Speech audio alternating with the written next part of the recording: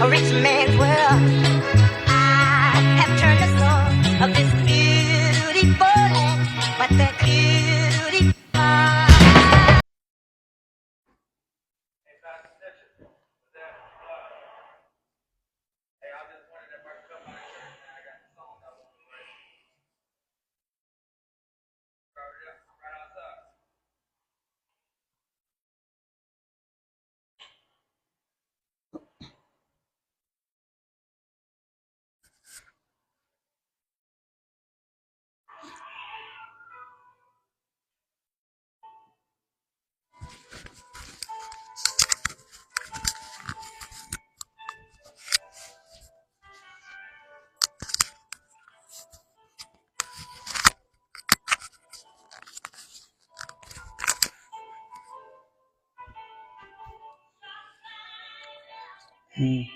I love this song. That goes way back.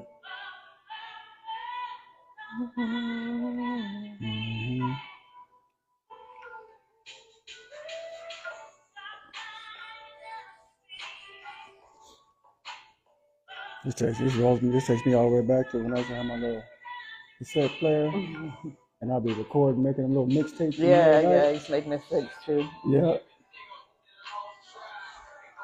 Oh, this is the ratchet version. I said, oh, this is the ratchet version. I never heard this. I didn't realize it was the ratchet version. It sounds like Plies. I like Plies. So. Oh, okay, I like Plies.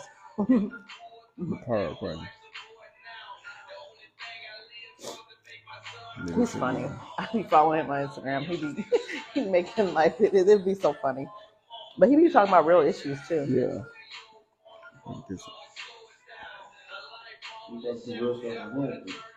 Yeah. I've always liked him. Even when I was young, I always liked him.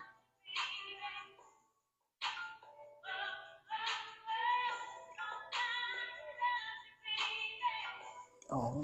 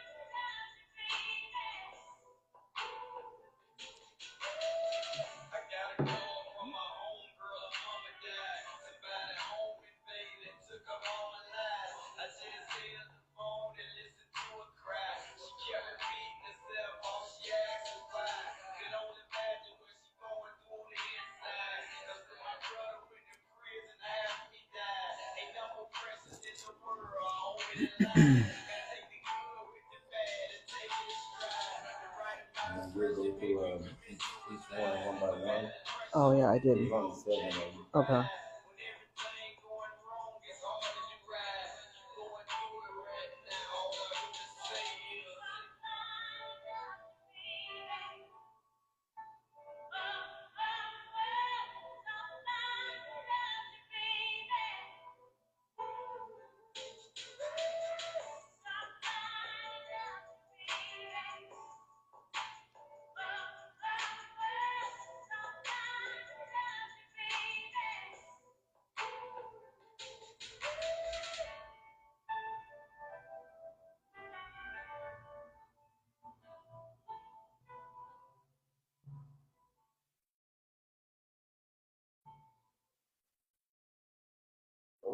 Okay.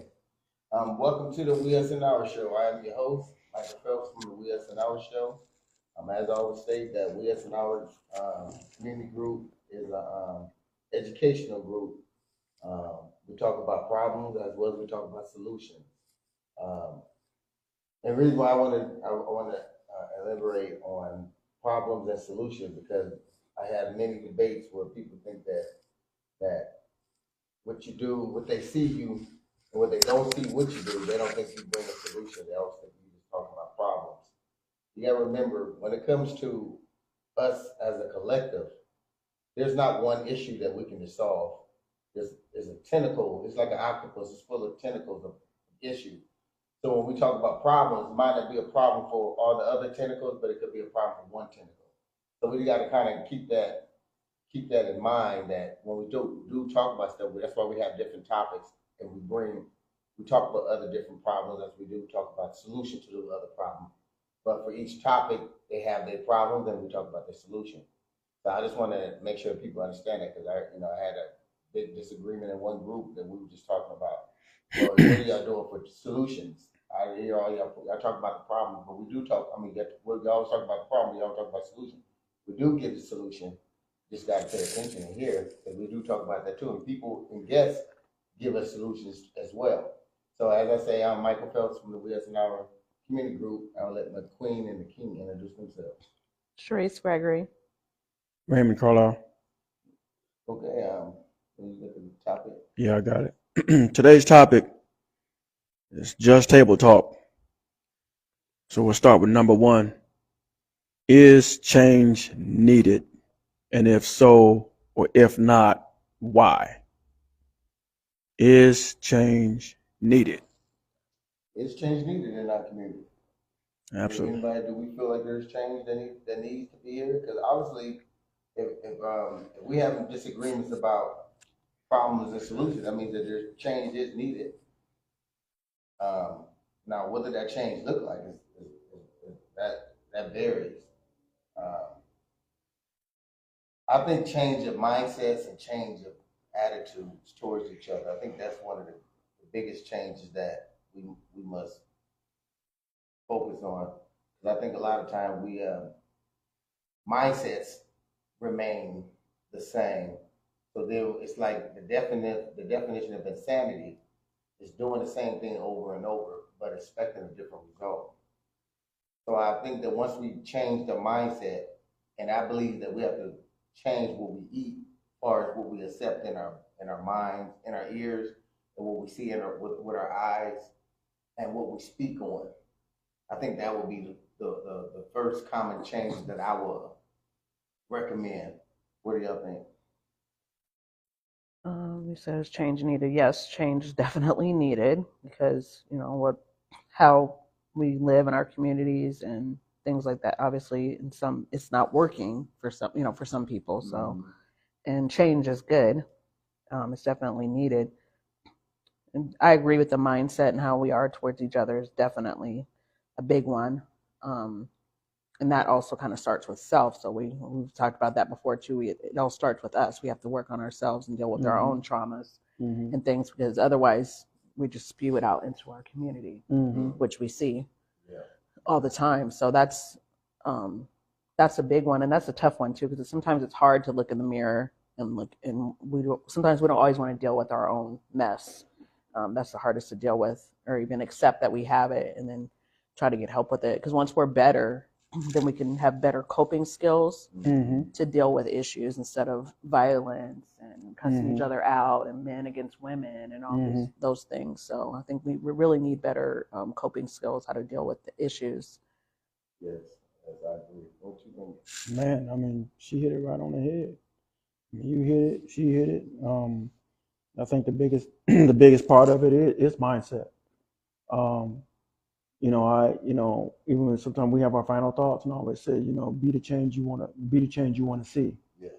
And that's why I say that, because oftentimes we look for that change to take place externally when it first needs to take place internally. Yeah.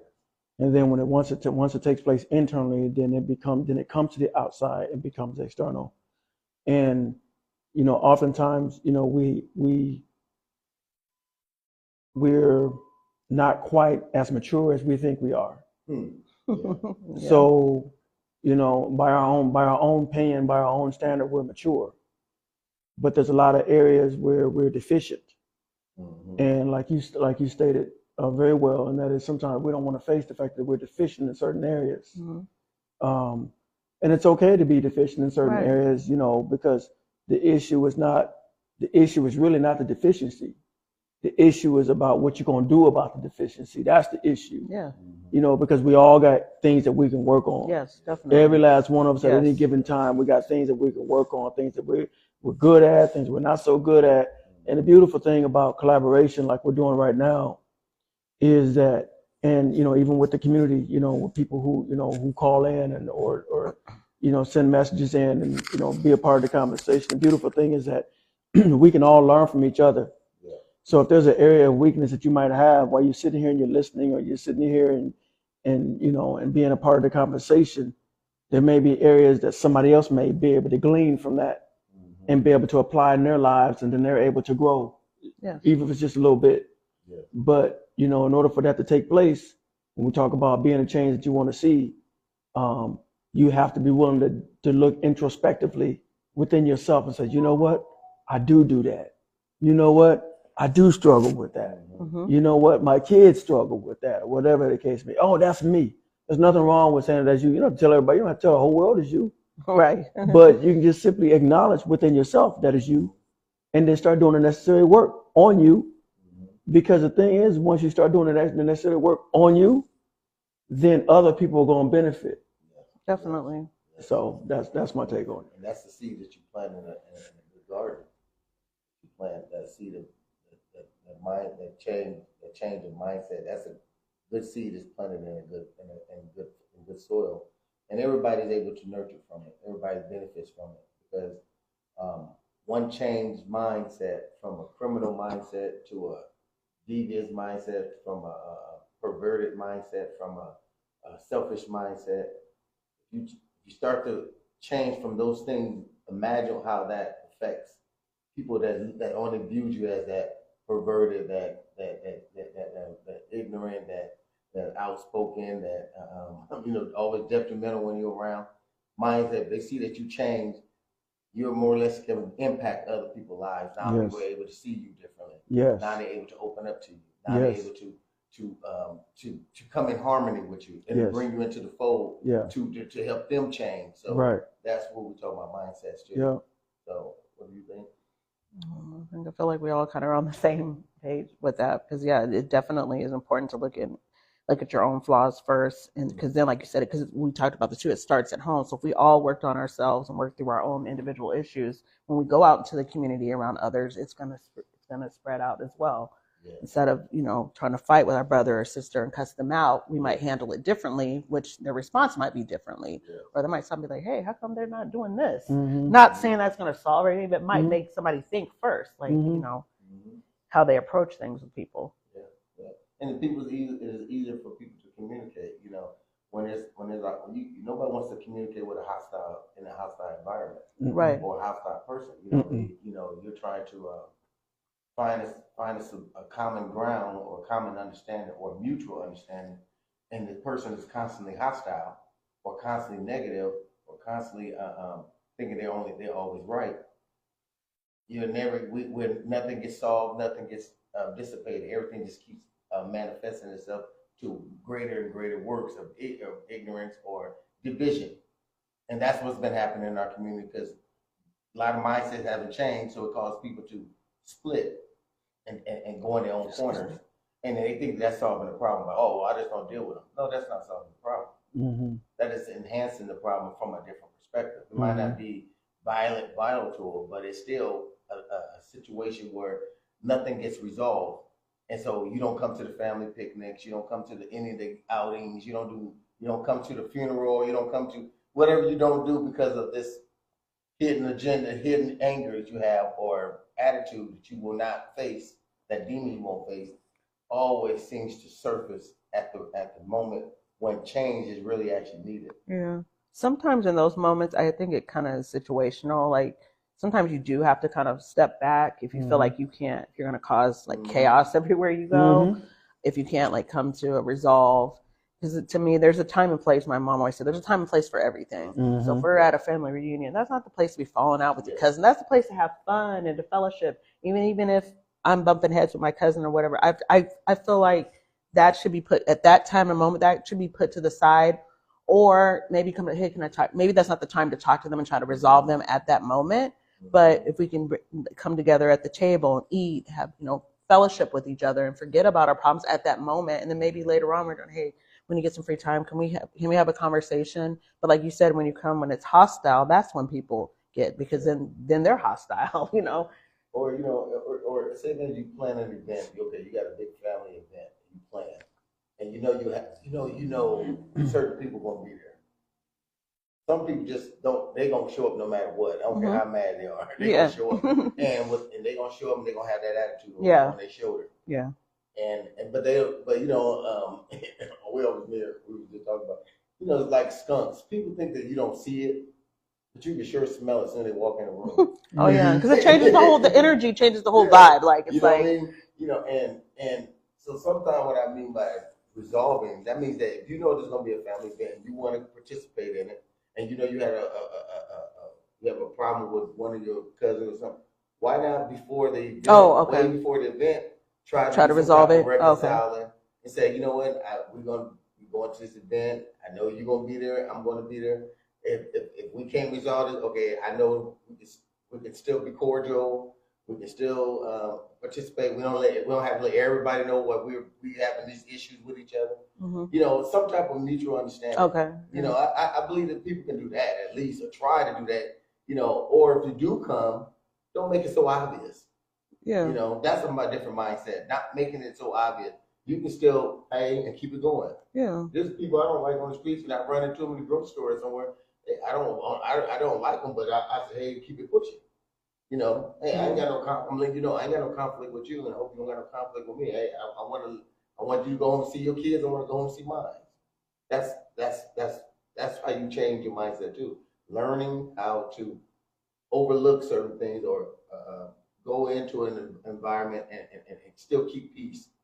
And a lot of people don't know how to do that in our culture. That's where the mindset has to change. That's what I mean by the mindset needs to change. We don't have to always have to fight each other. Right. No, that is it's a choice. Okay, I got some comments here.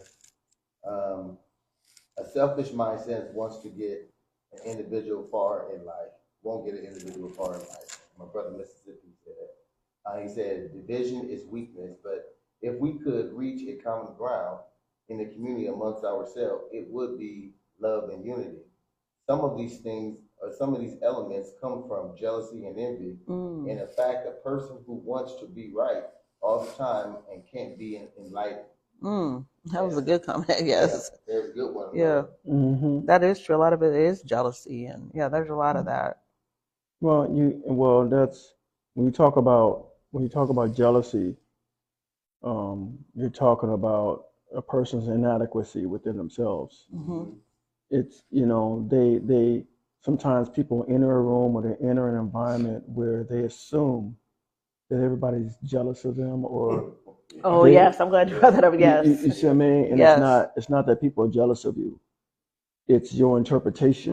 Your interpretation. Yes, I'm glad you brought that up. You hear that a lot, especially with women. I don't know if y'all do that, men, but women, that's definitely. Do men do that, or he's jealous of me? Do y'all? Men size each other up differently. Okay, it's differently. Okay. Yeah. Well, I figured it was differently, but in that month, do you think, he's you don't think about it the way I think about it. And the only time we do that is like when it's a competitive thing, when there's another woman. And there's another woman involved. Okay, that's when you see.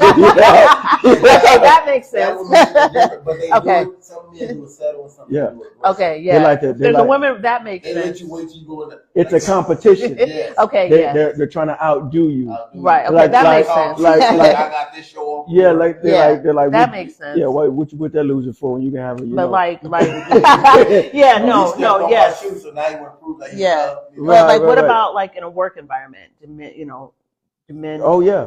Men. Men do that. Men do that with position. Especially if they're in a management role or some kind of authoritative role, and they make it clear that they're in charge. Yes, and I so it's that. like that's so not then a man, that's a man. That's or a woman. Yes. And then that, Definitely. you know, for men, it's much more difficult because when you got, I was just telling somebody the other day, you know, sometimes, you know, with men have when men lock eyes, testosterone enters the room quickly, right? And so if a man looks at another man in such a way as if he's trying to size him up and the other man picks up on that, now you've got conflict. Okay. So what somebody has got to take the low road and is like, you know what? I'm not going to lock eyes with you like that. I'm gonna go ahead and let this roll. Why? Because because that pride comes in, that bad pride we're talking about, Okay. lack of humility, it comes in, and immediately now you feel like you got something to prove. Okay. Right? But the thing is that the inadequacy, when we're talking about deficiency again, the deficiency is really not in the other person. The deficiency is in you, within, even okay. though you feel that the other person started it by Right. looking at you right. a certain Right. way. Okay. Yes. But the fact that they're looking at you a certain way doesn't necessarily have to mean that how they view you doesn't have to be the way you view yourself. Okay. If that makes sense. It does. The value of yourself should always come from the inside, not from the outside. Definitely. But when you allow it to come from the outside, then it does matter how somebody's looking at Yeah. you. Then it And it's does like, why matter do we do how that? somebody's Yes. talking to you. Then it does matter, you know, if You're someone's right. trying to be slick or this, that, and the other. Why? Because because what it does is it speaks to the deficiency within yourself. Yes. That's why you become sensitive to it. Yes. Okay. If Yeah, that makes sense. Yeah, it does. That makes a whole. Yeah, it really does. It makes a whole lot of sense. And Sippy King said, my brother, he said, when it comes to men about a woman, it's the next man. The next man doesn't want to see the man next to them happy, and in fact, they want what the other man has. Mm. He said, men size men up physically, especially Mhm. in the hood. Mhm. Guys do this because they want to be in control in control by intimidation. Yes. Mm. Yes. Yep. Okay. Thank you for that Yep. comment. He explained it perfectly. Yeah. Yeah, you know, and that happens. That's what we talk about mindsets. That's what we talk about. If you want to see the change that we want to see, we got to change the mindset. Mhm. We got to change. We can't keep doing the same thing over and over. It's like drinking poison, then just sit back thinking the other person's going to die. Mhm. Yeah. They about to die. Yeah. Poison. Yeah. Like a fly. They're gonna die. But I mean, and it's true. I mean, like I said, you know, we have to be responsible for the change we want to see. Mm-hmm. It's because this is the thing. You will never be in charge of somebody else. Yeah. And Yep. somebody will never be in charge of you. Mm-hmm. Matter of fact, when you keep it real, parents are never really in charge of their children. Yeah. Their children allow it. Yeah. To an extent. You know, I get where you're going with that. yeah, what I'm because saying, you really they have to submit. Yes, You really yeah. can't just And as we know, some. I mean, and you can try, Yeah. and you can do At your the end of the best. day, yeah. You can do your best to That's what try to they beat wanna it do, into yeah. them. And guess what? If they're not going to submit to you, that submission is not going to happen even through a beating. That submission is only going to happen when they're ready. When for whatever reason you've earned their respect to the point that they listen to you. And it's just like people when we deal with each other, right? A man and a woman, you know, and I used this example before. It's like when a man takes advantage of a woman. You know what I mean by that? I'm keeping this PG because I know we probably got kids watching. But when a man takes advantage of a woman, that man hopes to cause her to submit. Yeah. But in reality, you're not getting her submission, even if you force yourself. Right. You will never get her submission. Ever. But the most beautiful thing about when a man and a woman comes together is that when that man recognizes that woman has willingly submitted herself. Now that is an experience. Yeah. Because she has willingly submitted herself to you. That's what you want. Because when someone it's just like somebody, you know, like I said, trying to keep this PG, faking a good time. Gotcha. Okay, faking a good time. Okay, there's nothing good about faking a good time, right? But when it's real, it's real. Yeah. And so what I'm saying is that how you control yourself and that person controlling themselves, and then you interconnect. Mm-hmm. You got two people who've learned to control themselves. Okay. Now they can interrelate amongst one another. Now my behavior, my control behavior and your control behavior comes together. I can learn from you and you can learn from me. Because we both learned to control ourselves first. Yeah. If that makes sense. Yeah, that makes sense. That's how you implement a changed mindset. Yes. That's a changed mindset manifested. If that makes sense. Yes, that makes sense. Okay. What's number 2 there? All right. Number 2. Number 2 is the black communities dead? And if so, can it be revised and how so? Is the black community dead? Is that? Well, they saying that the community is dead because of gentrification. You're talking about. Okay. They said that we don't have the community anymore, and are not willing to participate in saving the community and working the community back. Because everybody who gets educated moves out. Those who wants to look at success, what success is, moving out west. Mm-hmm. They don't pour back into where they actually got all their experience from, but they talk about it when they get over here. Okay, I get where you're going. They said that they, like even entertainers, they always they goal was to get out of the hood. Mm-hmm. Now that they're out the hood and they got all this money living in the mansion, but they still got their foot in the hood. Mm-hmm. Okay, so here you see that a lot. Yeah. Okay. So here's the question. Okay. Can you have all that money and stay in the hood and be left alone? Not if you I don't think so. About earlier. Not if you about self. Well, no. What I mean. Are you talking about safety? Yes. Okay. Yeah. What I'm saying is not everybody's of the same mindset. Mm-hmm. Okay. Some people are not jealous of other people. Yes. Okay. Again, we just talked about this. We're talking about that those deficiencies are within yourself. Yes. Okay. So some people are not jealous of other people. A person should be able to live right next door to you and not have to worry about being bothered. Mm-hmm. Okay. I go to work and go to work, come home just like you.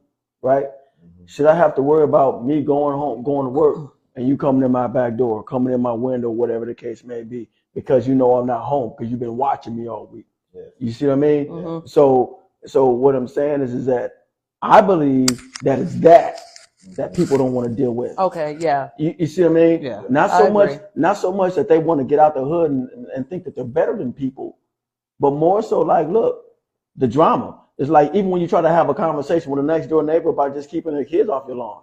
Yeah. You see what I'm saying? Or their kids sitting on your car or whatever the case. You're just trying to have a simple conversation. And they flip out. Hostile, it turns hostile. And you're like why? It's like it don't have to be all that. Yeah. So that's a good point that you brought up because it brings in multiple variables in it. When we talk about safety, when we talk about safety nets, we want to create a safety net in our community. Back in the days, I remember when we was growing up, community started to incline in crime.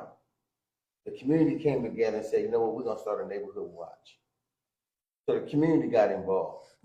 Now, if you go out into the... you still have those? You go out to the... Do they still have neighborhood watches? No, they depleted themselves because people stopped participating. That's unfortunate. Same thing, but if you go out into urban communities, I'm not urban, but suburban communities, they have they have those committees. Your grass is up too high. Oh yeah, they don't play. They don't play. The community, but they deal with different issues also. Like but it's the point that they the community. Okay. They focus on upkeep of the community. Okay. Yes. When you got people who are, like you said, non-change what we talk about, non-change mindsets, who would complain about your child, you saying something to their child, until their child is affected to the point where now they want to yell at you because you let the kid just run across the street and get hit by a car. But before then, I tried to save the kid from getting hit by the car, and you told me to keep my name, keep my kid, and don't be touching my kid, don't be telling my kid nothing. But now all of a sudden you want me to be involved in your kid's life once your kid is harmed. Yeah, I don't understand that, and that could be from we're all around the same age generation, because we've talked about that before. Don't let my parents find out that the neighbor had to check me, because then I'm in trouble. Like, that's how I grew up, and I didn't grow up. I grew up my community was not diverse, and we were like one of the first Black families on the community. But still, my dad was like, if I find out, but my parents became friends with the neighbors and stuff. If we did something, because we played with the other kids, my dad was like, don't let them come over and tell me they had to correct you on something. That's just what it was, and we knew that. So now, like you said, why can't, like, you speak to other kids and they want to argue with you, and are you even approaching them, not even approaching another parent hostile, like, hey, can I talk to you about something? Like, it's kind of like like, I don't know what that's all about, but some people, I feel like that's how they deal with the issues altogether. Like you said, it's an internal thing. They don't know how to deal with things other than that way. But you should be able to, if the neighbors, you should be able to go and talk to them about their child, or vice versa. Someone should be able to come over and talk to me. We need to have that respect for each other, and that, to me, that needs to happen no matter where you live. Well, I think that let me read these comments real quick. Okay. Brother King said, when it comes to women, it could become more dangerous, especially one with a small mind. Some are stuck on X, but know in reality that men isn't for them. So they halfway move on, but when the new guy comes around and the X strays or refuses to leave, that's when there's a violent clash, and it happens often. It even happens to me once. That's a part of self-control and respect. And that goes vice versa, because that happens on both sides. Definitely. And he said self-control could prevent many negative outcomes. And he said a lot of this lack of self-control comes from the negative influence of hip-hop community, what they see on the TV and the internet. Making millions of dollars, these celebrities need to learn to simply give back and move on, instead of trying to impress people who doesn't care about them, because people will become jealous of the flashy stuff, like the clothes, cars that they have, and it is so that they can conquer to destroy. It's a social and mental disease in our Black culture. He said the younger moms in the hood will look at you crazy if you tell their kids right or wrong, or try to help them. Yes. He addressed a lot of things. Yeah, he did. He did. And and the reason why I said that, when we talk about conglomerate of community people coming together, working together.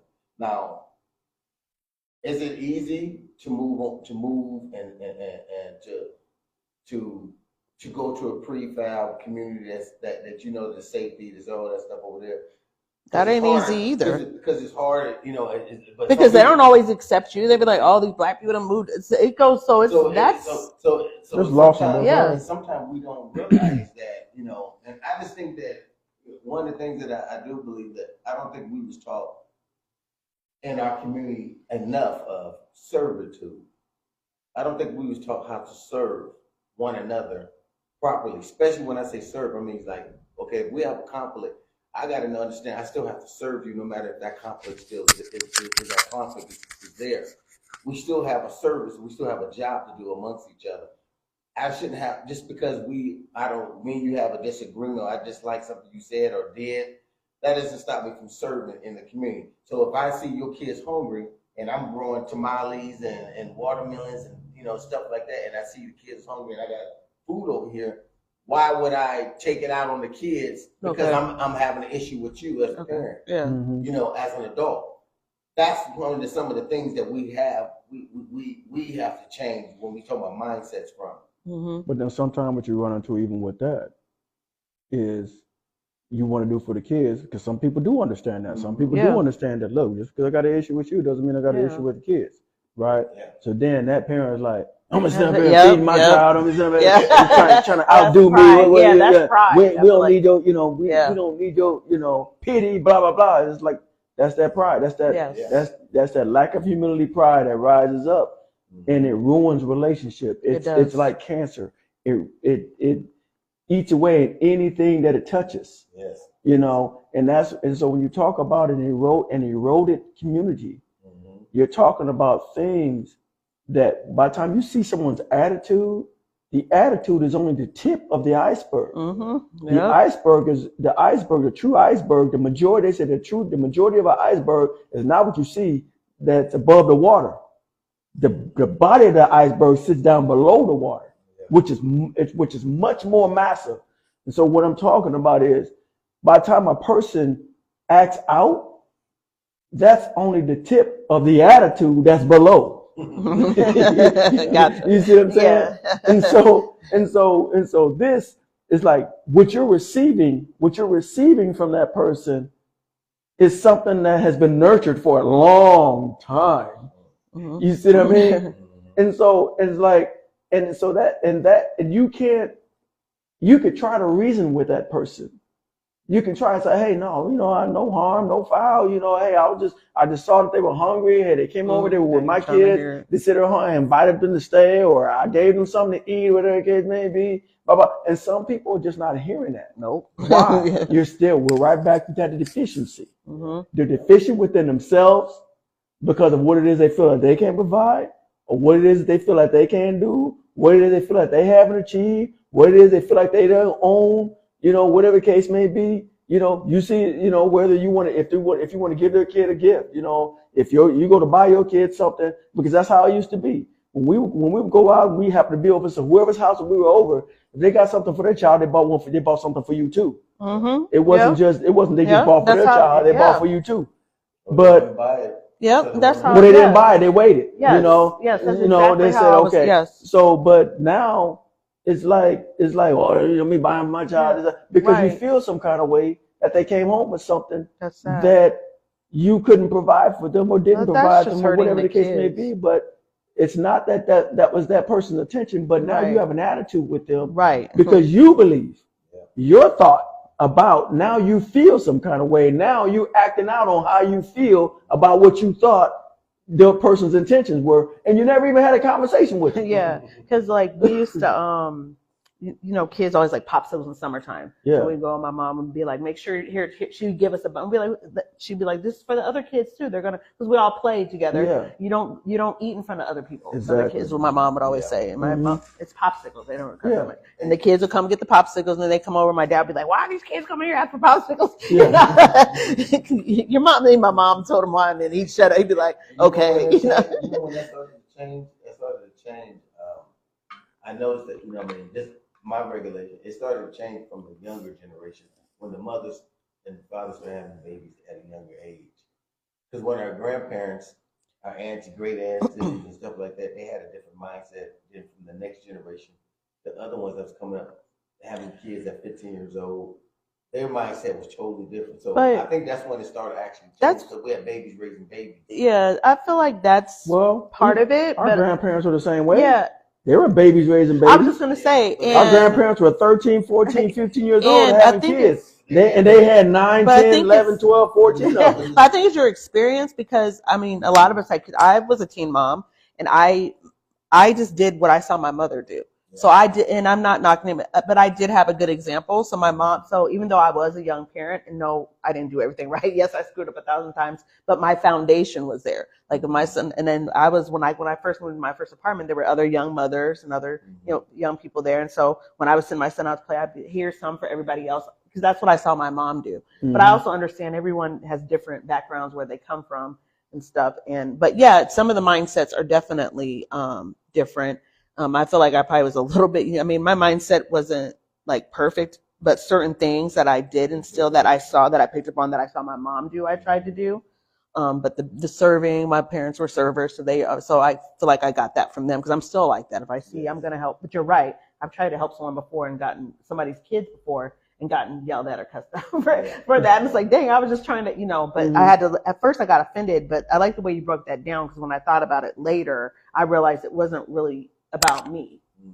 And then it wasn't about me. And I think that parent actually came to me and apologized later and explain their situation. Because when I used to work at the elementary school, my job was to help parents with resources. So they felt offended and embarrassed. It was their own situation. So I get it. No one wants to feel like humiliated and feel like they can't provide for their child at the end of the day, no matter where you live at. And even though I had a nice gesture, they took it because they internally felt bad about it. So their reaction was, don't take nothing from her, So you think it's due to the lack of education or lack of resources?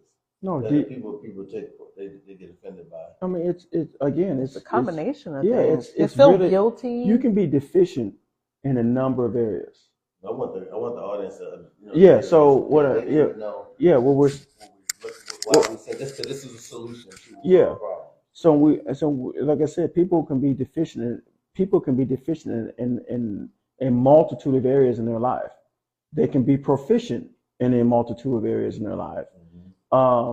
But the thing is that we will never be able to be in charge of someone else's deficiency.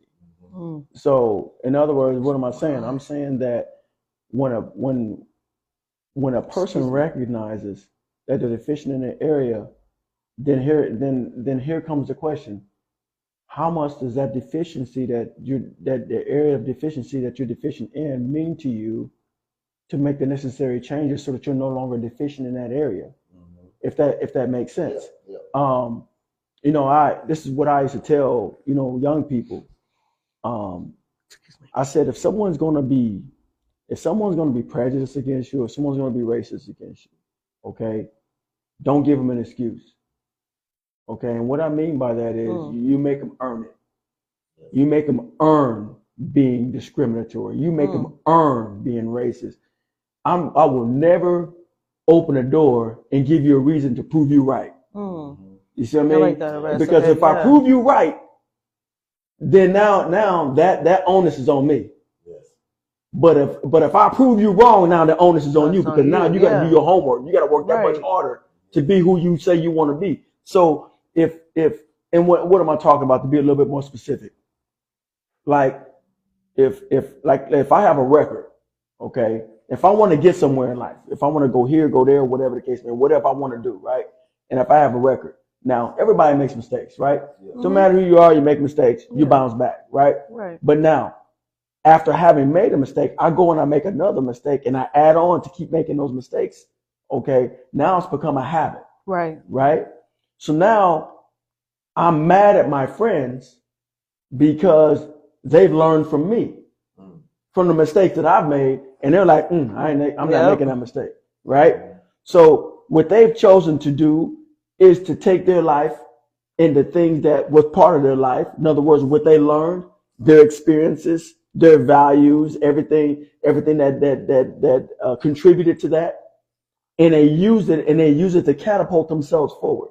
Okay. You see what I'm saying? Yes. Now, you were friends, right? So now this friend who made mistake up on top of mistake on top of mistake feels some kind of way about this friend over here. Yes, and we see this a lot. Yes. Who took what they learned and used it to catapult themselves forward. They said, well, man, I see you go through it, so I don't need to go through that. You see what I mean? It doesn't mean that I'm better than you. Right. It simply means that I made a different choice. Yes. That's not being better than somebody. At all. It's that's not. Just simply, yes. it just amounts down to choice. Meaning that the same choice that I made is the same choice that you can make when you're tired of being deficient. You see what I'm saying? Yes. So we're in charge of our deficiency or lack thereof.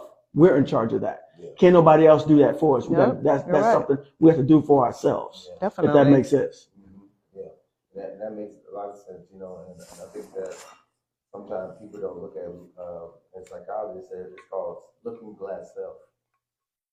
You have to look at the man in the mirror. Look at who's in the mirror, and ask yourself, do you like that person that's in the mirror? Mm-hmm.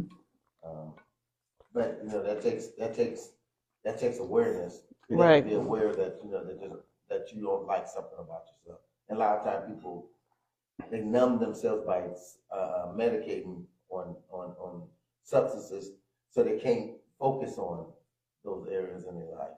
to create those change. Or sometimes they numb themselves by lashing out on others. Oh Yes. yeah. Oh In yeah. other words, they become blamers. Yes, Mhm. everything's everything. It's Somebody always else's someone fault. else's fault Yes. Yes. to cover for their own Right. deficiencies Lack of within accountability, themselves. which we hear a Lack lot. of accountability is Yeah, another definitely. one. Yes. It all comes back to the same stoop, to the same front door.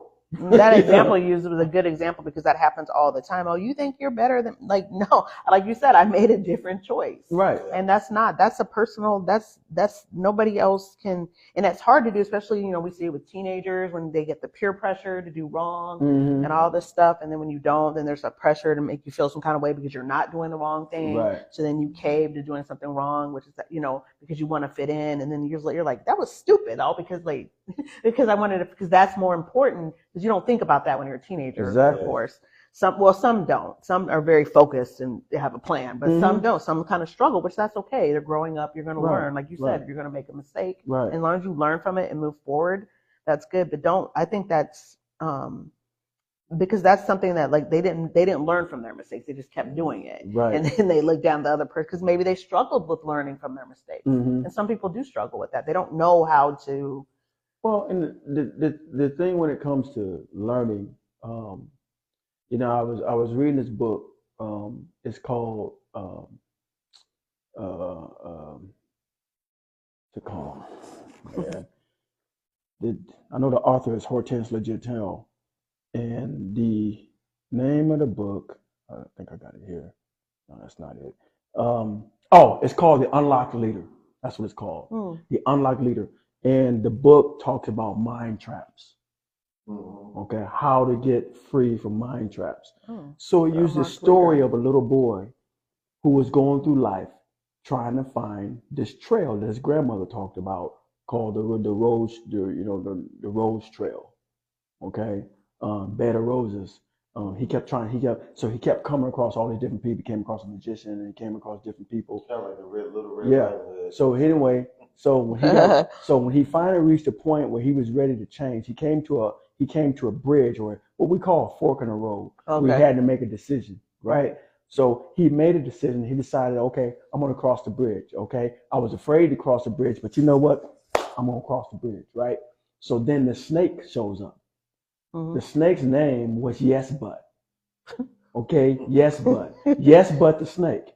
And Yes But the snake would say, wait a minute. Yes, but you can't go across the bridge. You don't have any shoes. Yes, but you can't go across the bridge because you don't have a coat on. Yes, but can't go across the bridge because you've never been over there before. Yes, but this. Those are the excuses, right? So what am I saying? I'm saying when you allow Yes, but the snake to come in and make all kind of excuses for the reason why you can't change, when you very well can change because it's within your power to change, because it's your choice to change, but you don't learn from your mistakes. You continue to do the same thing over and over again, even though you're suffering the consequences. And you know you're suffering the consequences because they're yours, and you hate the fact that you're suffering those consequences. You complain about those consequences, but yet you continue to do things over and over again, and then you get mad at the next man or the next woman who made a different choice. So now they think they're better than you. Yep. Well, he nailed it. When you say it like that, it doesn't even make sense. How are they better? Because they. And you know the other part about that, the psychology of the fact that I've seen guys who've been locked up, and they write a plan on what they're gonna do when they get out. But what they didn't subtract from the plan was environment, going back to the same frame. Right. Yep. So they come back out, go to the same Well, environment. yeah, of course you're gonna fall back into the that they're gonna be able to see this plan go forward. Right. So if you want to change the plan, you have to change. When we say mindset, that's environment as well. Yeah. So you can't go back to those who are doing the same thing. Right. And because you're gonna find yourself back into the same Definitely. You're gonna get yourself back And in that's the same where we trouble. see that cycle of people getting out and jail, going back, getting what they out, call going back. recidivism. Yes. Exactly. So if you're going to write a plan, make sure you delete the environment that your plan that you know that your plan is not going to survive in. Right. Know that your plan is not going to survive, and I love the way you put And it. That plan I feel is going to get sucked out by the weeds and everything Yep. that's Yeah. gonna be that's And I Yep. feel like they need a lot more, like they need more resources too, because something like that, you obviously you need help, guidance, mentorship. Because that's going to be hard on your own, especially if you're going to remove yourself from the environment that's all you know. So it's important. So yes, we can get upset when people come back into our community and do all this, and yes, it's a choice for them as well. But it's also a choice, like to get around the right type of people, find the right Now we have the internet, we have all these things that can help us, a lot of resources that weren't around before. So Yeah, you had to go to a library yeah, before and now you and can really just find a book and try to find the right book. yeah. Now I do is So put it now, in on and you got to have a Google. lot of dedication to that, and know that that's what you really want to do too. Yeah. So And like the mindset, like you and what you said. just said, you have to make there has to be commitment to that to what you really want And it's not going to to be do. easy. And it's not. I mean, change is not easy because when you're talking about trying to change a habit, something you've been doing for a very Well, they long say it time. takes 30 days to change a habit. Well, That's the I saying. mean, it Well, it probably takes longer actually, but I think it depends on the person. This is the way it's been worded. The way it's been worded is this: is that when you change, your new habit sits down next to your old habit. Yes. And what ends up happening is that the old habit eventually goes away through lack of use, and the new habit takes its place through being used. So that's where you're saying it takes time. And it doesn't necessarily mean that the old habit goes away, because now you're talking about environment. So this is how we're kind of tying all this together. When you've come to a realization that something is not feeding your goal, but is starving your goal, and you separate from that thing, you're feeding your new habit. But when you allow the old thing to feed in to your new goal, now you're starving. So now the old habit is still being utilized. So when one says, wait a minute, I don't know how I keep ending up in this place. I'm trying to change. I want to be different, but yet I find myself doing the same thing. It's because you haven't severed the tie between the old habit and the new. Meaning that when you make a determination for that new habit to become the new you, then that old habit must die, and it must die from lack of use. So, meaning that while you're feeding that new habit, do understand that old habit is still going to pop up in your mind. You're still going to think about it. You're still going to say, man, especially when pressure comes around. When pressure comes and you're not used to doing this new habit, you're like, you know what? Let me go back to the old ways of doing things, because that I know. Right. Yeah. That's all the more that you have to dig your heels in and say, nope, I don't care what it costs me. I'm not going back. I'm going to resist. Even if I got to crawl my way out, whatever I need to do, if I got to call somebody to help me stay out or whatever, I need to do, whatever I need to do, whether it's a counselor, whether it's a teacher, whether it's a family friend, or it's a next door neighbor, or, somebody you done met at school, whatever the case may be. You gravitate to whoever will help you feed that new habit versus that old habit. Because you call a buddy that's from the old habit.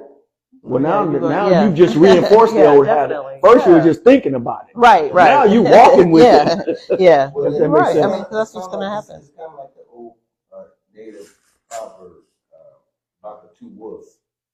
One good wolf, one bad wolf. One good wolf,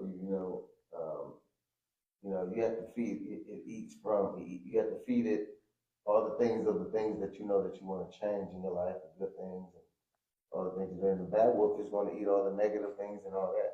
So then you ask at the end of the day, you say, which one is healthier? It's the one that you feed the most. Yeah, which wolf is going to win out? The one that feed the most. The one you feed the most is going to be the healthier one. Mm-hmm. So if we decided we wanted to be the good wolf, then we have to feed into the good wolf and feed it abundantly. If not, you're going to end up, if not, you're going to feed the bad wolf, and then it's going to, like you said, it's going to put you back in the same environment, put you back in the same trouble, put you back into that same arena where you're trying to get out of. Mm-hmm. So we have to understand that we have goals. We have to take accountability, and a lot of our accountability has to do with some of our mental state, emotional state, and spiritual state. Definitely. We're lost in a lot of those areas because A lot of us don't know psychologically where we're at, and a lot of us are medicating. So chemically, we unbalanced. Socially, we unaware. Economically, we in a chokehold.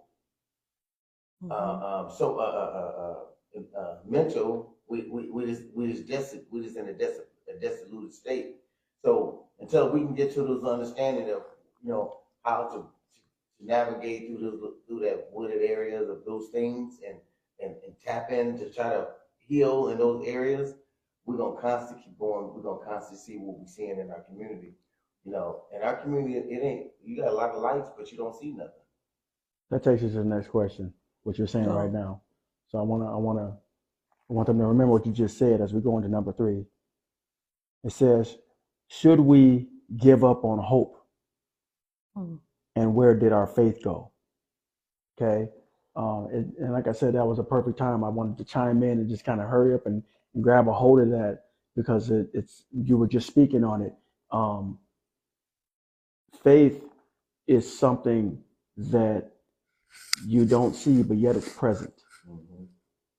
And what I mean when I say it's present, even though you don't see it, meaning that it's not tangible. It's not something that you can readily put your hands on, but it is something that you see in your mind. It's a place that you want to go. It's a change that you want to gravitate to. And if you can see it here, it can manifest itself out here. It's like being an innovator. Innovators do that. Innovators come up with new ideas, and it goes from being an idea to a reality. And faith is just that. Faith is something that is a thought, something that starts off as an idea, but then it becomes a reality.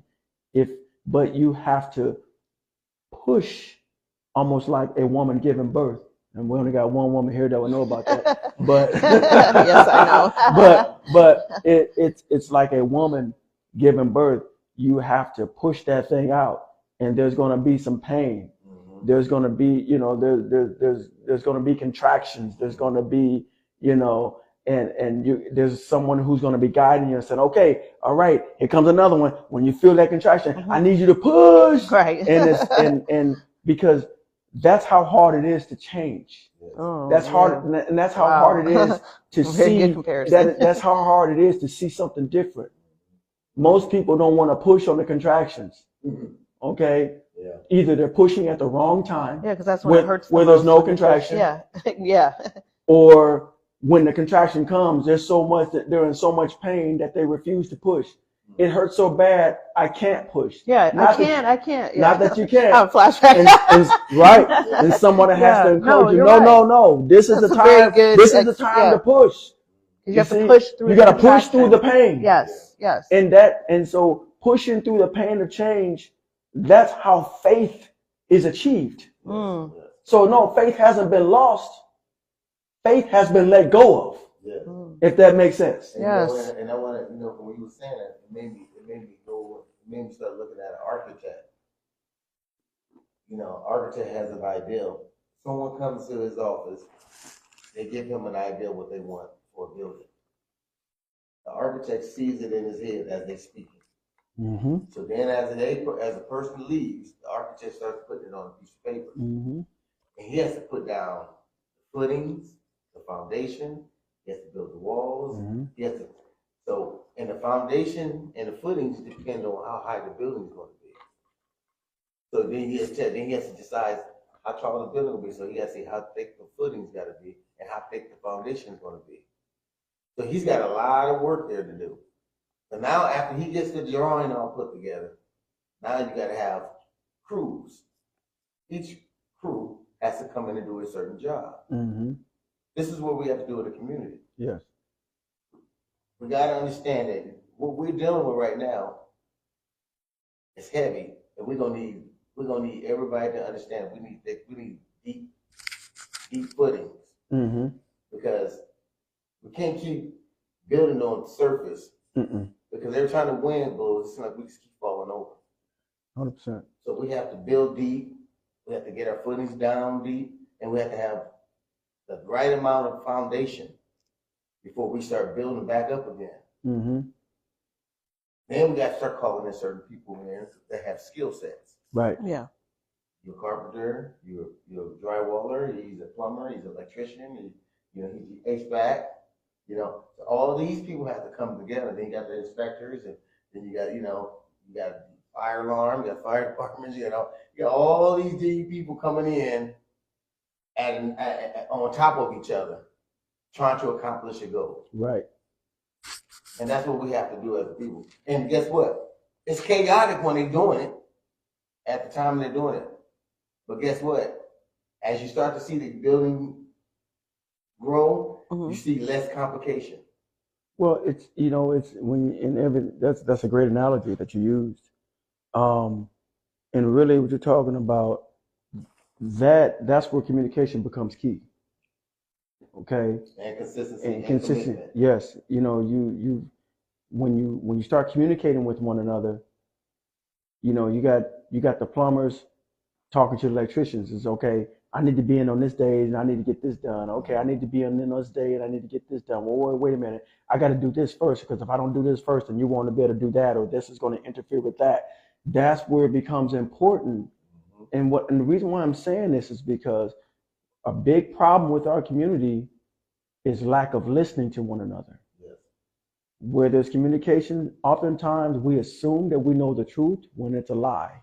Yeah. So we go in with a preconceived idea that we know everything there is to know. There's nothing else to be listened to. There's nothing else to be considered. And we operate from that place. And it's not until they say hindsight's 20/20, and it's not until you just step right off into that quicksand that you now realize, oh, I misstepped. I should have looked before I leaped. Because if I looked before I leaped, I would have never leapt. I gotta tear it out. Yes. And so again, the big one of your greatest attributes is listening, hearing. Okay, I mean, it's like, if you don't use that, it's a sense, it's there for a reason. Okay, like you said, there's people who can enter a room and you don't see it, but boy, you can smell it. You can smell their bad attitude from a mile away. Like, oh my gosh, people know. And the person didn't even say a word yet. Yeah. It's like written all over their face, their energy, their body language, the way they move, the way they're only speaking to certain ones and not speaking to others, the way they're acting like they don't hear certain people. It's manifesting itself, but you smell it first. Yeah, you're right. And then who done let a skunk in the room? You see what I mean? Yeah. And so that's I mean, again, these analogies are very important to pay particular attention to, because in application of these analogies, you will find solutions. Yes. Okay.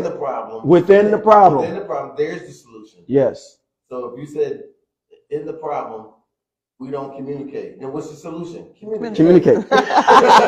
It's simple. And listen. Listen. Because you want to make sure that if you can't readily address an issue with somebody until you first understand what the issue is. Yes. And the only way that you're going to understand what the issue is that they listen to you and you listen to them. Yes. And now once you listen to one another, meaning that they've encoded a message, you've been on the receiving end, you've decoded what they've laid down, and then they've encoded a message, and now you've decoded what they didn't lay down. Now you understand their position, they understand your position. Now you can move forward. But if you don't do that, then you don't have communication. And if you don't have communication, you got misunderstanding. And when you have misunderstanding, you have conflict. And even within communication, you have to remain with the other two C's.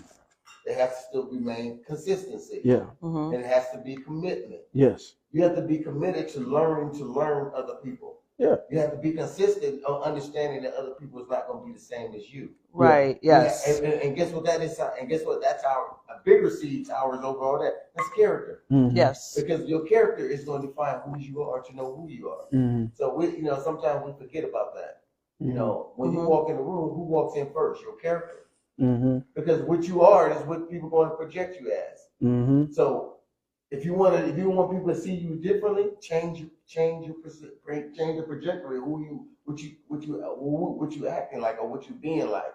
Don't come in the room with this hostile environment or this attitude and then expect everybody to treat you such. Oh, Right. I want to interject here real quick. Number 4, you're already speaking on it. So let's go ahead and talk about it.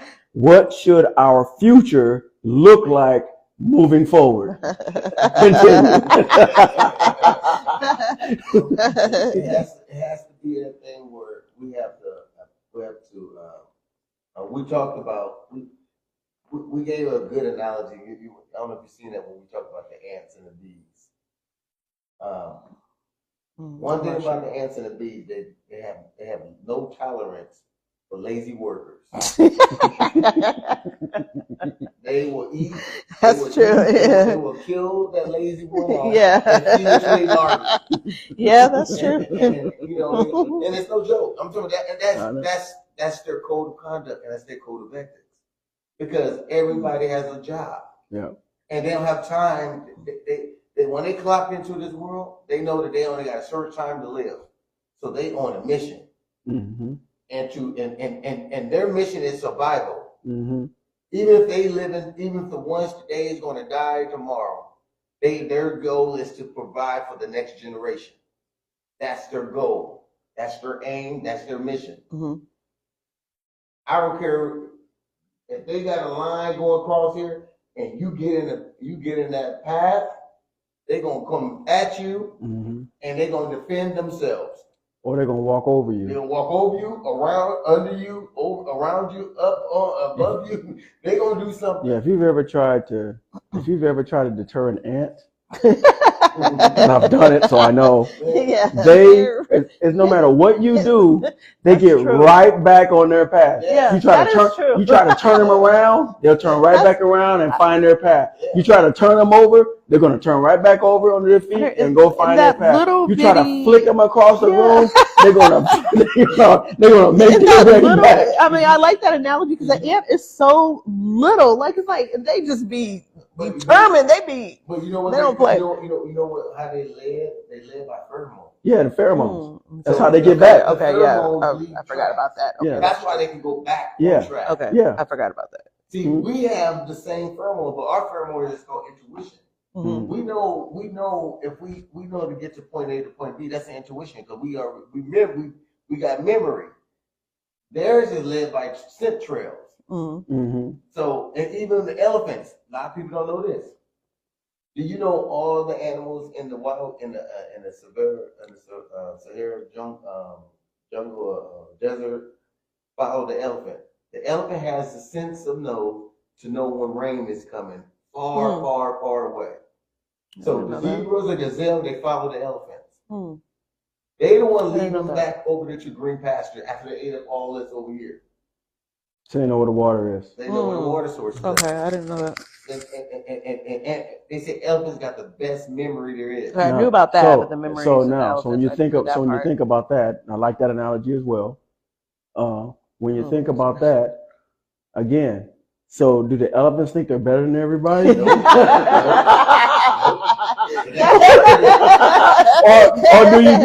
do you just follow the elephant because they have a gift? They know, yeah. You see what I mean? That was a good one. Yeah, that was a good one. See, you use the elephant for what it's good at. Right. And you know what else is smart? Crocodiles. Mm-hmm. You know why they're smart too? Because they know at a certain particular time, they know the green pastures over the side of the river, and they know every wildebeest, zebra, everything. They're crossing over there. So they sit and wait. dormant, Waiting patiently for a meal. And guess what they do? They fast. Mm-hmm. Oh yeah. They can fast for months because they know a meal's coming. Mm-hmm. Because they know the green pastures is on this side over here after they done eating over on this side. Mm-hmm. So and lions and all of them follow the herds too. Mm-hmm. So that's why I said education is important. If you really watch nature, it'll teach you a lot. It will school you on a whole lot of things. So now what you're talking about is patience. Hmm. That's what you're talking about. You're talking about the alligator is patient. Fighter. Okay, you Patient. talk about the lion is patient. Oh yeah. Okay, Just so saw it said Mustafa because Mufasa, I just saw the movie. and when you think about it, what you just spoke of, not only did you just speak of patience, but you also spoke of faith. Yes. Because you like they fast because they know a meal is coming. Now the meal is not present. You see? They know Excuse me. Will provide. Right. So here's a question. Okay. So if an animal can use faith, why can't we? And we're over them. Yes. Right.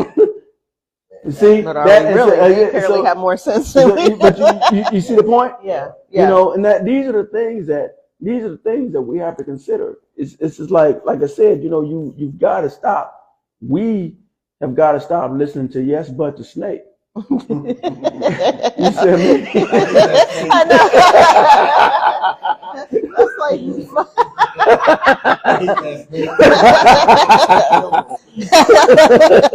Oh my goodness. Same with their patient. Yeah. So let's go to number 5. As adults, are we being selfish for not giving our children generational wealth? And what does that wealth look like within our families and communities? We're being selfish. And, you know, and wealth is, you know, wealth and all that to be monetary money. You know, it could be what you're passing down. Yes. Yeah, You it could be know, wisdom, knowledge, wisdom, yes. knowledge. Speak on that. Oh, I didn't want to cut him off. No. You go. Excuse me. Because generational wealth, that is very important. But like you said, it doesn't have to be monetary because it could be wisdom and knowledge of things that we learned late, teach our children early. Like all that stuff is important because all that can lead you to the money. Mm-hmm. So you got to start there. The people that have the money, they started with the knowledge and wisdom. They learn those things and they pass it down to their families. So if we start there instead of always focusing on the material things, we can get to the material things if that's your goal. But you have to start somewhere with learning knowledge. And now, like I mentioned before, we have all these resources now, like the internet, Google, YouTube. We can go on and we can learn anything really if we just apply ourselves, sit down and really apply ourselves and learn it. You can go and learn so many things. So many of these kids are, you know, it's not always about money, but I'm saying that opportunity, if you really think about it, is really amazing. It really is. And they can do legal things and not have to worry about, you know, doing illegal things that they just passing that on is very important. Letting them know that they can do anything they put their mind to. They can use the resources available to them to make, you know, whatever they want come to pass. And so to use a metaphor that you spoke of earlier, you have to have an alligator type mindset. You have to know that the food is coming. Yes. So while you're in preparation, what you're talking about, while you're learning, applying, one has to be patient. Definitely. For the food that's going to come later on. Yes. And you just got to know that it's coming. So I'm going to like the ant, like we just talked about the ant. The ant consistently works. They're focused, okay, because they know that they're working towards a goal. So they just keep working, and before they know it, it's built. Okay, you have to lay the foundations. You put everybody to work. Nobody's gonna put up with a lazy worker, like you said. Ants not gonna put up with a lazy worker. Right. These are the things that. I mean, there's so many metaphors and analogies and different things that we can use, but and the reason why I'm mentioning this to you guys is because, and I'm pointing it out because, like Mike said at the beginning, you know, there's so many people who are saying, "Well, man, you talk about the problems, but what about the solutions?" We are speaking about the solutions, and we have been speaking about the solutions. They only come across in metaphors and similes and analogies. So you have to pay particular attention to the analogies and similes and metaphors that we are using, which is even what you find in books. When you go into any educational environment, they do the same thing. Any author that you read about, they do the same thing. They use metaphors, analogies, and similes to convey what they're trying to explain or when they're telling their story. They're using, because what they're doing when they use those analogies and they're using those metaphors and they're using those similes, they're using those things to paint an image in your mind so that you can see what they're talking about. Because if they just tried to explain it to you without the use of those analogies, sometimes you run into jargon and all these kind of things, Right. big words that people Right. don't understand. Yeah. You know, because I know sometimes when I speak, sometimes I might use a big word, but then I use another word to that a modified word that means the same thing, but something that I think that people would understand. It's a little bit easier to digest. Because the most important thing is to get the understanding across. Yeah. And don't want anybody to be lost in that. So I encourage, as you guys watch, pay particular attention to the metaphors, the analogies, the similes, the things that we're using to convey or to communicate what we're through these lessons and these concepts and different things that we're talking about. We're talking about the betterment of a community, and we're talking about making changes and this, that, and the other. Pay particular attention to those things so that you can see what we're talking about. But then most importantly, apply it. You don't just be a hearer, be a doer. Apply it. Yeah. If that makes sense. Yes, definitely. And you gotta remember with generational wealth, not the monetary wealth we're talking about, just wealth. We're talking about when another thing of generational wealth is because when they say business, they are actually talking about family.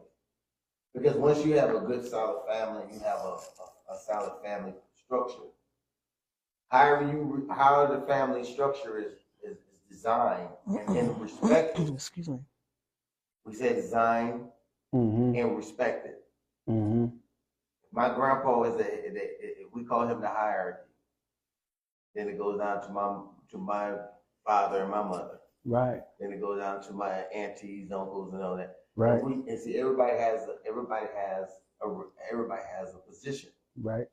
And you learn to respect those positions. Right. And honor those respect. Because we ain't going to respect ain't even use. We're gonna say honor those positions. Yes. Honor. We honor those. Excuse me. We honor those positions that each one holds. But each one has to understand that the position that they're holding is important. Yes. And you have to be mindful on how you handle that position that you hold. Yes.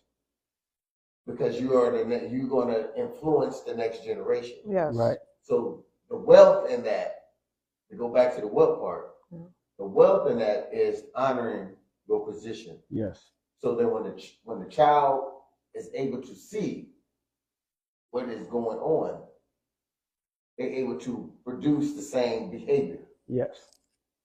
Now, don't get me with it. There's no instruction manual on how to be the best parent that you can be. Right. So everybody's gonna go through trials and tribulations. Mm-hmm.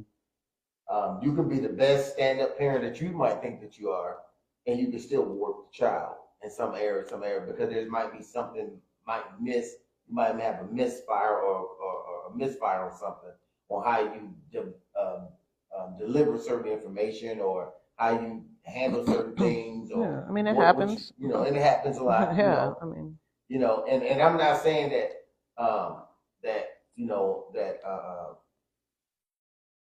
that everybody's perfect. No. I know I wasn't a perfect dad all my life, and I know I didn't see perfection all my life either. Mm-hmm. But I did have a role model. I had role models. Now, what that role model looks like to me is my grandpa, my grandma, my mom. My aunties and uncles, and it came at spurts on how you got them from them. Because at all time, you might have some areas where you might thought there was some bad time, you caught some bad things. But out of that, I learned one thing is that once you learn to love properly, and you can forgive, because that's why it says forgive them, for they know not what they do. Mm-hmm. Sometimes you can see that why you have to do that. Growing up. Yeah. You have to learn that. And definitely. Sometimes you don't know what that meant. Right. You have to really go into deep studies to understand what that really means. And sometimes you don't learn that until you're older. So I feel like the answer to your question is it selfish not to yes, it's selfish, because whether it be wisdom or knowledge, if you don't share that, then if you're just holding on to it, then to me that's selfish. Well, I'll say this. That's true, but on the other side of that, it's selfish not to learn. Yes. Oh yeah, definitely. And what I mean is, especially if you're a parent, It's selfish not to learn Yes. because you're in a position to teach. Mm-hmm. You're in a responsible position. You have somebody who depends on you. So you got to give them something to learn from you. Yes. So you can we learn from our own kids too? absolutely. Yes. And that's one of the things. Yeah, we can Yes. learn. We can learn from our children. And guess what? Don't be so full of bad pride, which is a lack of humility, Yes. that you can't learn from your own children. I mean, in the Hispanic community, you got in the Hispanic community, you got kids that know how to speak English. Their parents don't know how to speak English, Yep. but these kids go home and These kids are they teach translating. they go home and they teach their I always parents thought that's how to yes, speak English. Yes. Yeah. They teach them. Yes. So you That know always they, amazes yeah. me. Yes. and Yes. their parents And they listen. translate. Like when I Right. worked at the school, there was a lot of Hispanics, and they would tell the little kids, the little kids, my mommy doesn't speak English. Right. And sit there, and I was always amazed by that. We're talking about little kitty And they're marks. like, oh, what she said. Yes, he and said. that's so amazing. It's like, Mhm. wow. Yeah. Yes, yes. All different Mhm. Sudanese and South Sudanese. So this all of them. They translate. The kids Yes. translate for them. Right. And they listen to their children. Right. You know? So and why do they listen to them? Because they trust them. Yes. You see, and that's important. So again, when we're talking about relationships here, we're talking about what you don't want to violate with your child, what you don't want to violate with your family, what you don't want to violate with your community is trust. Mm-hmm. Because you don't complain that people are moving away when they can't trust to live next to you. Mm-hmm. Well, You see what I mean? yes. Don't get mad when your child is going someplace else they'd rather live someplace else than live with you because they don't trust you. Mm. Okay? Because you have shown them that it's unsafe to be with you. Okay? You have shown them that it's more important to run the street than to be at home and providing for them. So now they're being what you call disrespectful, but that disrespect has a root. Yes. Okay, Does. that disrespect is only the tip of the iceberg. Let's look at the root of why they're coming across the way they're coming across. Not saying that it's right, but saying that you have to, as a parent, you said something earlier about passing down teaching and different things to your children. But see, there, and you're right. There's no perfect book on parenting. We've all messed up. We've all made mistakes. But what I've learned is that you have to adjust the teaching to the child. Yes, definitely. And yes. so no two children are the same. they're So not. therefore, what works for one may not work for the other. So you have to adjust your teaching to them, and that's where you win. Yes. You win when you learn that valuable lesson, how to adjust the teaching to the child that you're teaching to. Yes. If that makes sense. It does make sense. So yeah, that goes back to understand that each child has characteristics of yourself. Yeah. And your wife. And if you know yourself, you're gonna see that in your child. But also the other parent, whether you're dealing with, you're dealing with, you're not, like it's so crazy, and you have to find a way to deal with all of that, and also know they're also their own person. Yes. So that, and it can be very challenging and very frustrating. And like you said, you have to learn, like, and it's hard, it can be frustrating. Something that maybe our parents did that don't work on these new kids. Like you have to learn all these different things, and it's like. There was one thing there was one time I remember there was when I got to know my dad's side of the family, and everybody kept saying, "Man, you just like your dad. You just like your dad." When you hear that, not knowing your dad at all, and they tell you just like your dad, you got his personality, you got this. It's kind of hard to see that. Okay, because, I feel you. You know what I mean? If you didn't grow up with your, no, that makes sense. Up. Right, that makes sense. So you're like, huh? Yeah, no. Like, oh, you like your dad. You like you might know your dad. Y'all got the same split personality. And you don't know your dad at all. Mm-hmm. Right. So you got to figure out what is your dad. Yeah, no, I feel you. That's yeah. So you're kind of like in this realm because I'm thinking I'm like my side. I've been growing up. I've been raised around.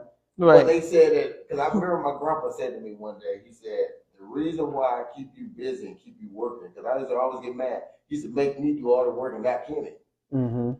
Mary used to call me to go do everything and take me to go do the Miss Eva in the house, do the garden, and all that. Never took Kenny. He said, well, because I know you like your dad. Mm-hmm. He said, your dad is a street dude. I know you're going to be one, so I'm going to make sure you stay out on the streets. Mm-hmm. So he said, I don't mind the devil's playground. So Mm-hmm. he tried to keep me busy, Mm-hmm. keep me out of the streets. Mm-hmm. That's what he told me. That's what he told me before he passed away. He said, yeah, I was doing that because I knew you was more like your dad. So what he was speaking on, to put words to that, is what they call biological psychology. Yes. What that is, what he's speaking about is genetics. Mm-hmm. That's something that's been passed down. It may not have been necessarily something that you learned, but something that was passed down to you through cells. Yes. And so you have a tendency to behave a certain way and not know why you behave that way because it's just in you. Right.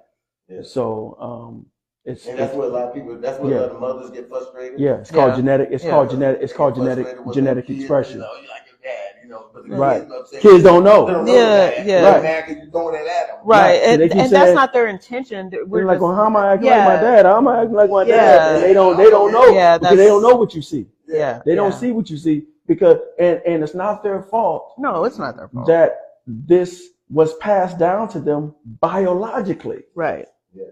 And so therefore, okay, now that you realize that they remind you of their father, they remind you of their mother, now adjust the teaching. Right. To what you're seeing. Yeah, instead of bashing instead of bashing them about it, because adjust the teaching. Yeah, you can't really change. I mean, we pay till we pay, that's irrelevant. Because that's their choice. They have to make that choice. Yeah, definitely. But again, until they come to the knowledge, like Mike said, he said, I didn't even know my dad. They kept telling me I was acting like my dad. So it's like, how could I change something that I don't even know? That you know. Yeah. You see what I mean? So it's like I don't have no control. Yeah. I don't have no control of how I'm expressing, how I'm genetically expressing. And we have to be mindful as mothers when we say those things. You gotta remember when my grandpa was doing that, it was putting resentment on me because I think he was just shouting over me, over his own son, right? Making me do all the work. Oh, okay. You didn't understand. Okay. He didn't explain that till later. Okay. Until he was almost about to die, and he would tell me, he said, "Well, I was on you more so because my grandpa raised me." Yep. And he said, I was hard on you because I knew you was going to be in the streets. Yep. And I just want, you like your dad. Mm-hmm. But, and my dad never came around. Mm-hmm. And then at the time he told me, he said, the reason why your dad came around because I didn't want him around you. Mm-hmm. Because the first time my dad came to visit me, that's when I got hit by that car. Mm. Remember I broke both my legs? I got hit by that car. My dad came to visit me. The first thing he offered him was a can of beer. Mm-hmm. My grandpa did not like that. So he chased him away. Mm-hmm. So my dad never came back after that. Mm-hmm. Now, when my dad found that I was hurt, he did come. Mm-hmm. I could take my hat off for the applause that he came when he found that I was hurt. Mm-hmm. And then when me and Kirkland got into that little thing, he sent me up there. He sent me up there with him. Mm-hmm. Now my mom, she never told me about my dad. She never told me the type of person he was. She said she gonna let me figure it out on my own. Mm-hmm. When I got there, I realized my dad wasn't the best dad, father figure. Because he only got what he got. Mm-hmm. And if you don't know this, that's the word generational, when you talk about generational wealth. Once you start to study your own curses within your, I ain't gonna say curses within your own infrastructure, within your own family bloodline, and you're able to see where those curses, why those curses exist, and you don't hold people accountable for them, and you take that understanding and try to transform it to something different. That's when you break the curses. Mm-hmm. That's when you can inherently give your children something better because you broke from what your father didn't do for you. You want to break that so your children don't have to go through the same thing. Mm-hmm. Now, I found myself going that way for a minute, but then I had to catch myself and say, I don't want to be like my dad. Mm-hmm. And that took some time. Mm-hmm. That took time. That took time, and it was hard. That was after you maybe went and stayed with him, got to see for yourself a little bit. Yes. Then you're able to see what other people were talking about. Now you can do something about it because now you saw for yourself what people were talking about and Yeah. can make the necessary adjustments within yourself. Yes. So yeah, no, that's perfect. It taught me a whole lot. Okay. Where we at? Number six. Number six. How do we secure the future for our children? And we just talked about that. You know, again, well, when you talk about, like I said, we're just talking about genetics. We're just talking about, biology, things that are passed down to us biologically. Talking about, you talk about neural connections. How, one writer put it, cells that fire together, wire together. That's where we get, habits and this, that, and the other. Those things come from. So as certain things are turned on in us, certain things can be turned off, and certain things can be turned on that are now off, and certain things can be turned off that are now on. That's where change is. So it's not impossible. So what you do, as we were talking about, how do we help our kids be secure in the future, or give them future security, is that the best thing that you can do for your child is two things: teach them how to think. Okay, because you can give them all the money in the world, but if they don't know how to invest, if they don't know how to save, or if we don't know how to spend wisely, they're gonna end up broke anyway. Everything they right? want. But if you teach them how to think, then when you do give them something, they'll know how to handle it. They'll have that thing instead of that thing having them. Right. And I want to add to that. And this is one thing that when I talk to kids in the community, and especially when I talk to young women and even young men, a lot of men don't tell you things like this because the pride or the ego thing. But when a young woman is molested in the home, and she's been touched by uncles, cousins, or whatever, and she's violent, she feels violated, and when she does open up and try to express herself to her elders, and then the elders don't hear her, then they throw stuff like, "Oh, you was being fast," or "You was doing that." We have to, if we're gonna break the generational curses, and we want to talk about those things to break. One of those things we have to do is be cognizant that these are innocent people, innocent children, who had to endure a certain type of pain, and some type of suffering and a crime. Now, just because this person presents themselves like they're a model student or a model person, but that doesn't mean that they can't inflict harm. Right. That don't mean they don't have demons at their fighting. And that don't mean they have demons or have lust. That's a whole nother conversation. Mm-hmm. Yeah, that's a whole other conversation. But you're right. That doesn't mean that. And so sometimes we have to, and I ain't gonna say all children are right, and we ain't gonna say all children are wrong. But the thing is to investigate. Yeah, make the child feel like you're willing to listen. Yeah, that's a very. I'm just gonna keep it real. If my kids ever came, I'm just gonna believe it, because I can't, as a parent and as someone who's I can't even risk that was a lie. I'm just gonna be real. I would hope that a child wouldn't lie about that, but my assumption is gonna be honestly that they're telling the truth for the most part. I would say this is it again, like you just said, Mike. I'm gonna at least investigate. You're not gonna say it's true. You're not gonna just ignore it. I'm definitely gonna look into that. Yeah, you should definitely. They wouldn't. And that's the most important. You know part. how often that happens. Exactly. So the most important part is that you investigate, because you want to get to the root of the thing. So don't, as much as you can. Don't ignore it. Yeah. Don't go to automatic, or you must be lying. They would never do that. I know them. I grew up with them. Whatever the case. Don't do all that. Honestly. Just simply investigate to determine and don't immediately jump on the idea and say, "Well, I can't believe it." Take your time. Use poise. Be methodical. Common sense approach.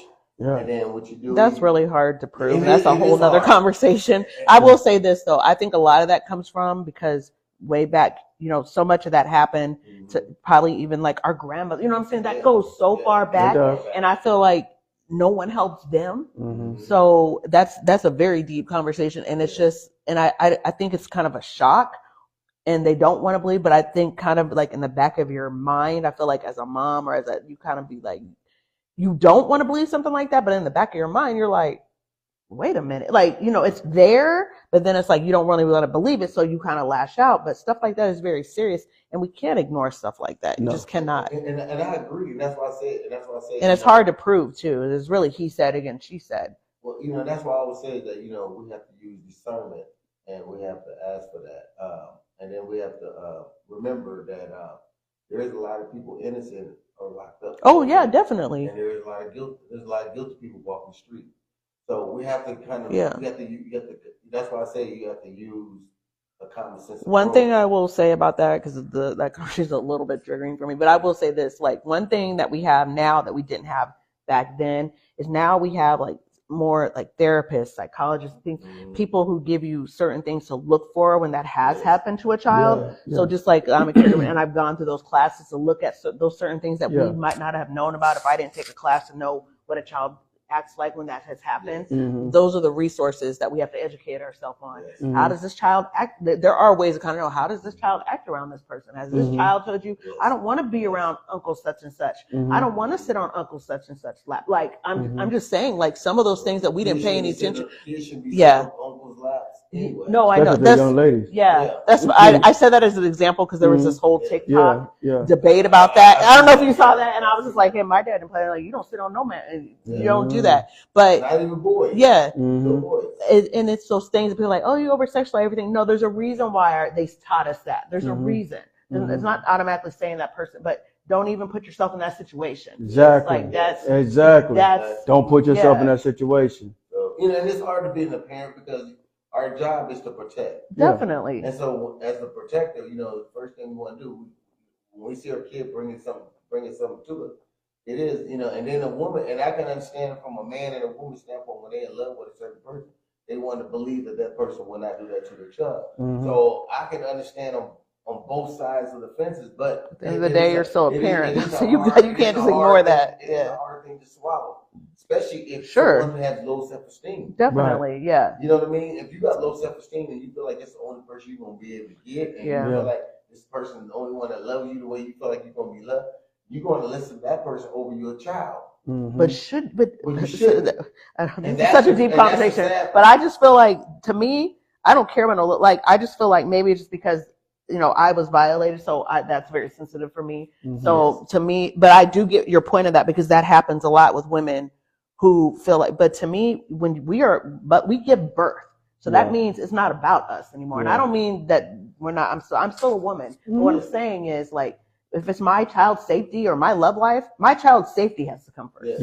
And it has to be that. If that means I'm alone, like it has to be that. And that's a sacrifice as a mom or a dad. But everybody don't have that. No, I understand that. And the sad part is there's a lot of young boys who've been molested. Yes, I'm glad you brought that up too. And guess what? They don't go out. They don't go and tell nobody. They don't tell anybody. Yes. Because it's happened to men and women. Yes. If they've been violated by another man, especially if it's happened with another man. Yes. And that's the hardest. That is very sad as well. Because I know that. So then imagine why a lot of these boys are in music videos. Why do you think they act the way they do? How many of them you believe that has been violated? Probably more than we'll ever know. Yes. And so, it's really sad. We just found out he was violated. Yeah, and we didn't know. Yes. Look at Bibi. They heard finding out he was violated. So, there's a lot of that going on, that has been on, but you won't never see it until they get older, until they start doing things and they start mimicking what they were going through. So that's why I said we have to be more cognizant and we have to have a discernment. And I know that a lot of us, and I know people who've been hurt and been violated, it's gonna be hard, it's gonna be a trigger for them. But these are the things that we have to deal with in our community, and it's hard. Definitely, yeah. And it's hard, and this is what we're talking about. We want to talk about what we're gonna pass down in the generation. We have to practice, and we have to ask for more discernment amongst us, because there's a lot of us who walks upright, who looks healthy, ain't healthy. Right. They walking amongst us right now. And then you gotta remember, we talk about possessions. People are actually possessed with things, and we don't want to. Nasty and spirits. they call them diseases now, when they actually demons. Yep, demons. Yeah. You know what I mean? And it's deep. You're right. And people don't want to. we don't want to. Because not everybody Acknowledge. believes in that stuff. Acknowledge Yeah. that. Yeah.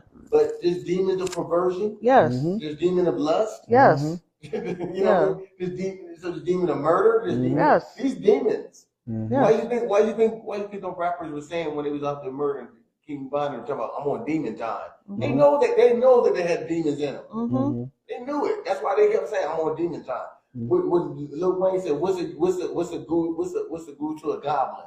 You know what I mean? They know what they got. They know what's possessing over them. They know these things. But see, you know what? But they want to make it psychological.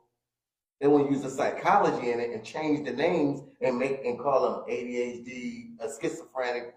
No, these are demons. Just call it for what it really is. And we're dealing with that in our community. So when we talk about demon of rape and incest and all that, that's what's happening. We have to call those demons out. And the only way for us to fix it, we got to call them out. Call them out for what they really are. And that's when we're going to heal. If we want to talk about fixing breaking the curse, we got to break the generation curse. Call demons out. What's in the family? What's clinging to the family is that perversion demon, that demon of touching your little cousin, molestation, whatever that demon is, sleeping with your cousin's wife, stealing from your own family, that demon of smoking drugs, whatever. We have to call these things out. Call it out for what it is, and then let's come together as a family, either and help that person, pray for that person, and sometimes by law you have to turn them in because they're hazard to the whole community, to the whole family. And a lot of times we don't want to do that. This is where back in the day they had community self-govern themselves. If you did something in the community, hey, you got chastised by the community. We ain't doing that no more. The lines of defense has been broken. So now anything and everybody, like we said in Dracula cannot enter nobody unless you invite him in. We invited all this stuff in because I watch people go and sit in their house when they have the Source Awards, when they had the MTV Awards, and all these rappers and all these people on there talk about murder. Oh, that girl is slutting. I do this. I perk sales. I do this. And then they say, well, I want to give honor to God. And you see everybody sitting there talking, idolizing him, praising him, and paying homage to him on TV. And that's the thing. Those are demons. You got to understand, you giving praises to those demons. We got to start calling this stuff out. And now we start to see, they starting to let us see, and they telling us right now, man, there's a lot of demons going on out there in Hollywood. And we got to start paying attention. And this is why we talk about breaking the curse. Finish up with number 7. Is politics and religion the only answer and solution to our problems? And if so, how has it worked thus far? Well, politics, we know what politics is. I scratch your back, you scratch mine. Quid pro quo. We know what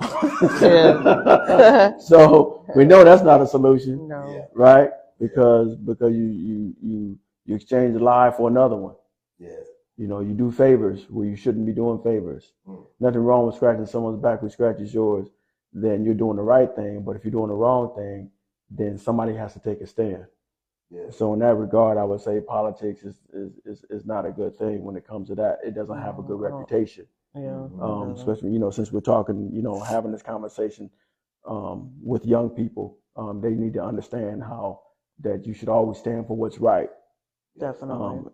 It's better to be excluded than included when it's wrong. Stand for what you believe in, and don't fall for just anything. When you talk about politics, and then when you're talking about religion, I say loosely, religion is just that. True religion is truly to have a relationship with God. That's what true religion is. When you were looking, I think it's in the book of Luke, chapter 1, verse 20, chapter 1:27, I believe, what true undefiled religion truly is. However, most people, when they mention religion, they're speaking of a belief system. Mm-hmm. But most people, when they speak of a belief system, you have more people who attend than and less people who apply. Yes. So, Well. so really, when you speak of religion, people are really speaking of it in that way, um, where people have it's like people go to work out, they work out religiously. People who go to church, they go to church religiously. Religiously, People who right. read books, they read books religiously. People do a lot of things religiously. They're mere acts, Yes. but not necessarily commitments. Yes. And so when you so when we're talking about religion, do I believe that having a relationship with God is the answer? Yes, I do. Definitively, I Yes. believe that is the answer. Because when you read the Word of God and you read it for yourself, and I encourage you to do this for yourself. But when you read it, you don't see anywhere in there where the Lord is doing anything to hurt you or to bring anything ill into your life. He's encouraging you to have a relationship with you. He's encouraging you and saying he wants to bless you. He's encouraging you and saying he wants to save you. He's encouraging you to not engage in bad communication. He's encouraging you not to engage in adultery. He's encouraging you not to be sleeping around, engaging in fornication, and all these different things. Those are all good things. He's encouraging kids to obey their parents. That's a good thing. He's encouraging fathers and mothers not to tempt their children. That's a good thing. He's encouraging raise a child in the way that they should go. When they're old, they won't depart. That's a good thing. Those are all good things. Mm-hmm. So those are all benefits of having a relationship, Right. with a true relationship with the Father. But if you're only a hearer and not a doer, now you're a pretender. You're only showing up to look the part, but you're not the part. Yes. So now you're functioning from a deficient position. And when you function from a deficient position, you're what in the scripture they would call it a hypocrite. Yes. But in the world they call it a charlatan or a fake or a pretender, a wannabe. No, you're right. You broke that down perfectly. Yeah. So those are all things that, these are decisions that we all have to make for ourselves. Yes. Can't nobody tell you how to do this. This is something you got to do for yourself, and you got to make up your mind for yourself. Like I said at the beginning, and I'm going to close on my part, and everybody can get their final thoughts. But along with that, be the change that you want to be. But most importantly, know what you stand for and know what you don't stand for, and stand on that. Hold yourself accountable. The choice is yours. It really is. Own it. Definitely. Okay. What's your final thought? My final thought. He covered a lot. Yeah, that's it. Yeah, that was pretty good. It's just like self accountability, like you kind of just said. It's important to be accountable for ourselves. It's important that we go get the healing that we need, whatever therapy we need, because it does start with us, to hold ourselves accountable. And so that way, when we go out into the community, we can interact with people, the right way and be positive in our community. Yeah. Well, I would say, when we talk about religion, we're talking about from, like you said, a state of accepting what you know is right. And a lot of times, a lot of us go, but we don't adhere to the laws, the bylaws, the laws and commandments. If we have taken these commandments and we utilize them properly in our own daily lives, where could we go wrong if we utilize them properly? Because if I love God with all my heart and all my soul, and I love my brothers and my sisters the same way, and I didn't covet my neighbor's wife, I didn't try to rob and kill. If I did all these things, we just say we did all these things, where will we go wrong? There was no wrong. We couldn't go wrong. But when we violate just one of them, we violate the first one law, the first two laws. Because if you say you love thy brother and thy sister, but you don't but you say you love God, then you already violated the law one.